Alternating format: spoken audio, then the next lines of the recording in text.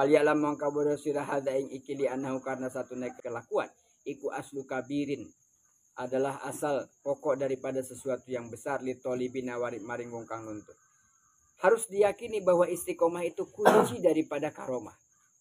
Ia kunci daripada keberhasilan, kunci daripada kesuksesan, kunci daripada kebaikan di masa yang akan datang. Kuncinya itu. Tapi memang harus dijalankan itu. Gak bisa enggak. Istiqomahnya nabi-nabi terdahulu berapa ratus tahun. Istiqomahnya Rasulullah berdakwah di Mekah berapa tahun, di Madinah berapa tahun, tidak berubah. Itu yang dilakukan. Pada akhirnya sampai pada kemenangan, sampai pada kesuksesan, sampai pada keberhasilan. Jangan baru 2-3 tahun, 2-3 bulan kok. Mikir tadi, kok nggak dapat karomah, kok nggak dapat apa, itu yang itu keliru. Fal ulama umangka contohnya para ulama az-zahiduna yang sungguh-sungguh zuhud wa masyayikhus sufiyah dan guru-guru masyayikh sufi wal muqarrabun mereka yang taqarrub kepada Allah haitsu aqrabu bil qiyami kelawan qiyam ngadegaken biwajibi hakil istiqomah menjalankan istiqomahnya rozaku maka mereka ruziku maka diberikan rizki apa rizkinya istiqomahnya para ulama sairul ulumi ing sekarine piro-piro ilmu. Karena istiqomah ngaji, akhirnya Bang Kholik, Bang Ferry kenal istilah ilmu nahu, Bang Ferry kenal sama Ihya Ulumuddin, ya kan? Bagas kenal dengan Adabul Alim wal Muta'alim, Mang Dian kenal sama kitab Risalatul Mu'awanah. Dulu kapan kenalan sama Risalatul Mu'awanah? Dengar aja nggak pernah. Kitab kuning lagi, apa itu kitab kuning? Dengar istilah lagi, ada salafi, ada salaf, ada apalagi ada manhaj Imam Syafi'i, Imam Maliki, ada Imam Hanafi, tahu dari mana gitu-gituan dulu kita. Macam-macam banyak ragam yang kita kenal. Para ulama-ulama itu karena dari istiqomahnya maka Allah berikan kemuliaan. Apa kemuliaannya? Sairul ulum. Segala macam disiplin keilmuan.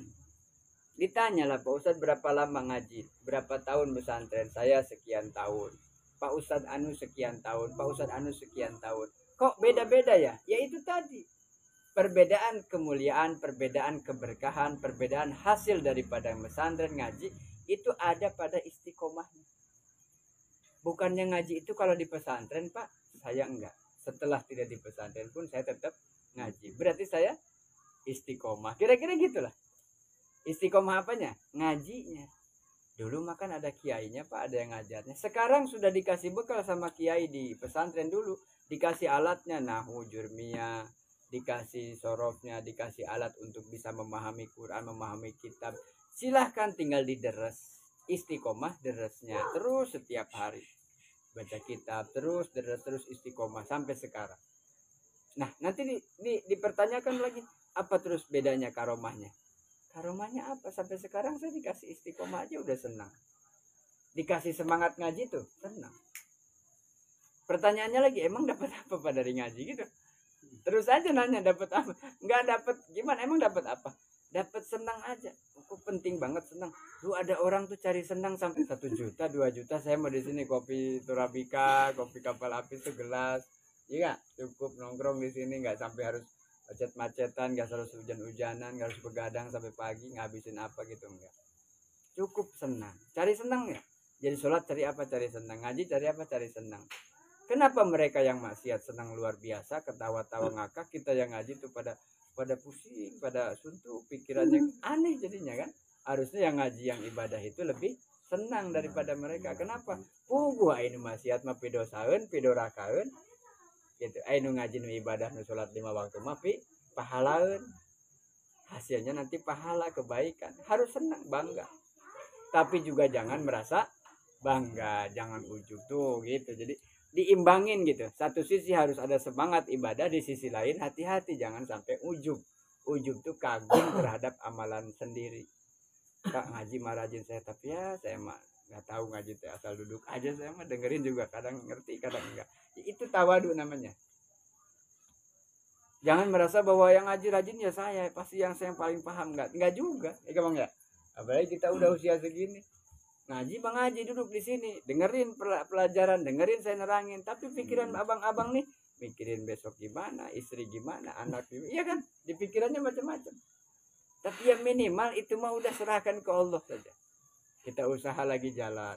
Sekarang waktunya sholat, ya sholat aja. Waktunya ngaji aja. Pak capek pak, tidur saya ngantuk, tidur aja. Nah gitu, jadi cara cari senang itu sebetulnya banyak dan mudah. Hanya sebagian orang lebih banyak cari yang susah supaya senang. Sadar tentang keadaannya, tentang dirinya, ketemu jati dirinya, man ana, siapa saya itu siapa, lagi di mana, kemarin dari mana, dulunya gimana, sekarang gimana, besok gimana, mau ngapain, mau kemana, ada ujungnya pasti. Sadar tentang keadaan itu. Innalillahi wa inna ilaihi roji'un. Wa ilmul qiyam, setelah sadar keadaan bahwa saya adalah hamba dan Allah adalah Tuhan, hanya saya menjalankan apapun perintah Tuhan. Kenapa? Saya sadar bahwa saya makhluk dan Allah khaliq. Saya diciptakan, Allah menciptakan. Yang diciptakan nih kita nih makhluk. Bagaimana sikap makhluk? Pasrah aja. Mau dikasihnya gimana? Mau dikasih keadaannya bagaimana? Pasrah saja. Allah pas ngasihnya. Nggak bakal kurang. Tangan kanannya ditaruh di kanan, tangan kiri taruh di kiri, mata kanan taruh di kanan, mata kiri taruh di kiri. Kita pikir sama kan, mata kanan sama kiri kan sama. Coba ditukar dah. Mungkin nggak, yakin nggak fungsinya akan sama, atau mungkin ada perbedaan nggak? Kayak sama. Tangan kanan jarinya berapa?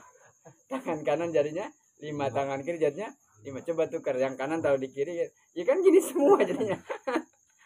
Jalan kaki, yang kanan maju, yang kiri tangannya lenggang, kanan ke belakang, itu dipasin sama Allah sudah. Kuping sama, coba ditukar, ini ke kanan, ini ke kiri, ditukar. Hidup udah pas semua. Ya karena sudah pas itu berarti Allah sudah ukur kebutuhan manusia tidak hanya sebagai dohir organ tubuhnya, tetapi fungsinya. Fungsi mata buat melihat, melihat apa? Fungsi telinga buat mendengar, mendengar apa? Fungsi kaki buat melangkah, melangkah kemana? Fungsi tangan berbuat, melakukan, melakukan apa? Berbuat apa? Siang ngapain sama siapa? Malam siap di mana, ngapain sama siapa? Itu yang nanti akan menjadi bahan-bahan untuk amal yang kita akan ditimbang di akhirat.